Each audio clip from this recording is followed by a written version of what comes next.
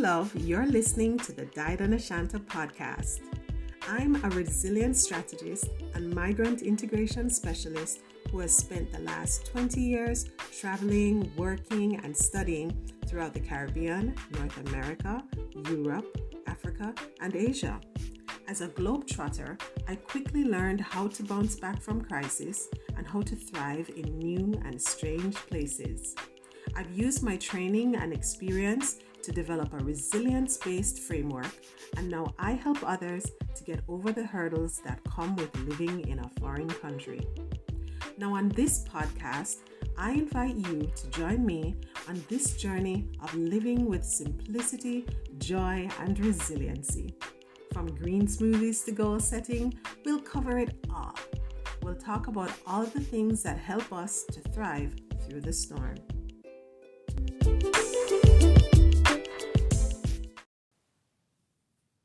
Welcome to the Died on Ashanta podcast. This is episode 35, Protect Your Peace. Now today, of course, we are focusing on spiritual resilience and how it is peace is central to our being spiritually resilient. Now, a lot of people, when they think about peace, they think of, oh, this person is causing strife in my life, or you think about the challenges that you deal with that give you a headache. But have you considered that it's possible that the war is within you? There is a proverb from the Gambia that says, the road to peace is not far.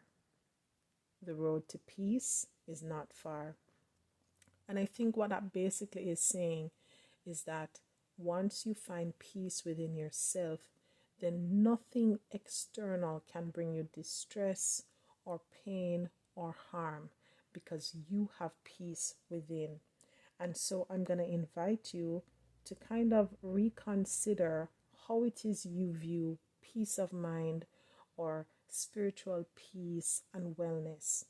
Now, at the root of peace is the whole concept of having the absence of conflict. Basically, there's no chaos, there's no war, there is no fighting. But what about thinking of it in the sense of the absence of offenses or confrontation or challenges? That is not peace. That's probably not being alive. Because once we're alive, we're going to deal with different types of stress. We're going to deal with people doing things that we may find offensive. We're going to have confrontations when people, when either we disagree with how people function or how other people feel we are functioning. And we will come across different challenges, whether they are placed before us by others or they are just a part of the journey. Now, while we may never be able to eliminate challenges, confrontations, offenses, and so on, we can have the absence or the elimination of conflict by starting to seek and cultivate peace within ourselves. There are two different ways that battles or conflicts can arise in our lives. One, of course, which is easiest, I think, for most of us to define, are those battles that we have with others, mainly when we have different values from other people. And then there are those battles that start with ourselves, when we have a self-contradiction, when we have two different minds, or we have a mind to operate one way, but our actions are going in a totally different direction. And so at the end of the day, even if other people who are looking on don't really care, and they aren't offended, they have no strong feelings about what you have done or failed to do, you find yourself beating up yourself and just being in torment because you are in contradiction with your own ideas, values, plans, etc. And so this is where self-awareness is very important. Being able to talk about who you are, why you are, and what you are here to do, what you're capable of doing or contributing. And all of this is wrapped up in the values that you have and the motives that you have for your actions. And so, if you are in that place where you feel like there is a conflict within, in terms of how you are operating, the decisions you're making, how you're interacting with others, then it is time for you to start asking some important questions that will help you to define your standards and help you to be more in alignment with what brings you peace. And so, the first step, of course, is with identifying who you are and what your values are, what your motives are. So that's rooted in self-awareness. And in the previous episode, we talked about being true to yourself, and that is only possible if you know who you are. And so once you know who you are, and when you're thinking about who you are, it's what are your likes, what are your dislikes, what are the things that offend you, the things that are like your deal breakers, these things you can't stand, that you're vehemently opposed to. And what are the things that bring you joy and excitement? What are the things that you're passionate about, that you lose sleep to work on assiduously? Those are the things that define who you are. They are the truest and purest expressions of your core identity. So spend the time to define that, to explore that. Sometimes we can lean on the insights from those who know us well, who care about us, to help us understand ourselves. And then once you have a strong understanding of who you are, then you can walk with authenticity. You can now say, yes, my decisions, my words, my thoughts are in total alignment with who I truly am. And then once you are authentically yourself, you are true to yourself, it's easier for you to ensure that you are in alignment with the people that you're connecting with the projects that you take on, with the commitments that you make. You can only define that if you have first defined who you are and what you are valuing and what is driving you.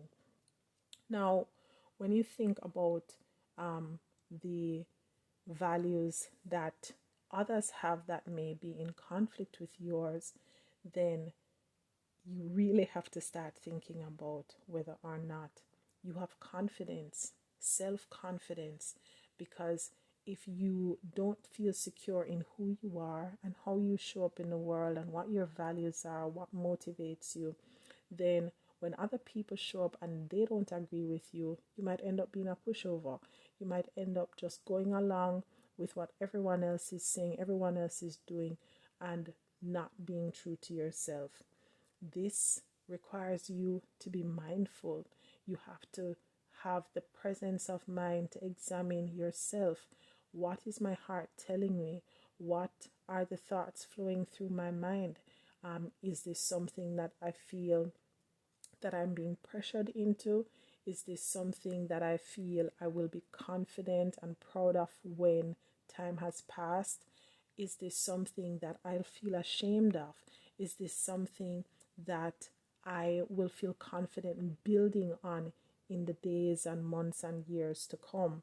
And that kind of mindfulness will help you to be able to stop within the moment and say, this doesn't align well with who I truly am or how I want to show up in the world. And then, of course, there are going to be times when you get swept away with the crowd. Maybe there are people who you care a lot about and they have intentions to go in one direction and you're just going along with the excitement and everyone doing the same thing, and then suddenly you realize, no, this is totally out of alignment for me. This is not building towards a future I want for myself, or this is not adding to the projects that I'm focusing on right now. And then at that point, instead of beating yourself up for being caught up in the excitement of other people's agendas, you will need to extend self-compassion. Self-compassion is missing when you start beating up on yourself, or you find yourself leaning towards other people's values and not your own. It's so important that we give ourselves the grace, give ourselves the space to acknowledge where we have failed, and to recognize that there's always an opportunity to take a few steps back or make a complete turnaround, to wipe the slate clean and start all over again. It is never too late to start over, to change directions, to change your mind, to quit once you are breathing. So clearly, if you are listening to my voice now, it means you have the power to choose to show yourself compassion and to start all over again. So just to kind of reinforce it, if you want to protect your peace, you have to truly define who you are, what you value, what is motivating your thoughts, actions, words, and then based on that, ensure that the people you align yourself with, the projects, the commitments that you make, that they all fall in line with who you truly are, with your core purpose, with why you are here, with what it is that you have to contribute to this life, to leave as a legacy. And once this is intact, you are well equipped to protect your peace.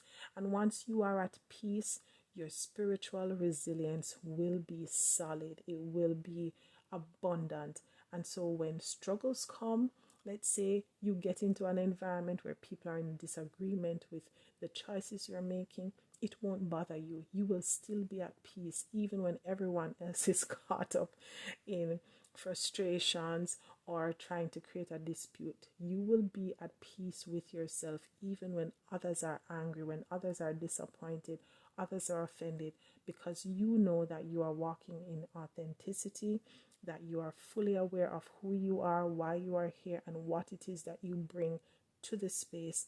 And so nothing will shake you.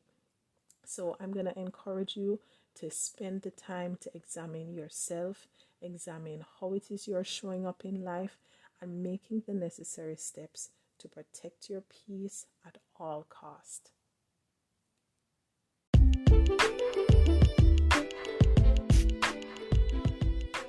Thanks so much for listening, love. If you enjoyed this episode, head over to didanashanta.com. I'd love to hear your thoughts on today's message. Be sure to drop your email address so I can send you some helpful resources, updates, and the occasional music video that I may have on repeat. Make sure you subscribe and spread the love with someone you care about.